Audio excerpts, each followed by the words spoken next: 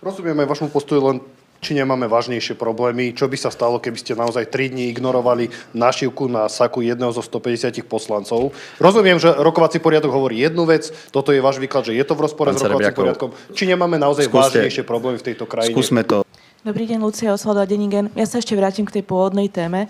Aj rozumiem tomu, že už ste tu načrtli, že vás tie nápisy urážajú, ale predsa len nebolo by lepšie, kebyže to ignorujete a necháte to tak.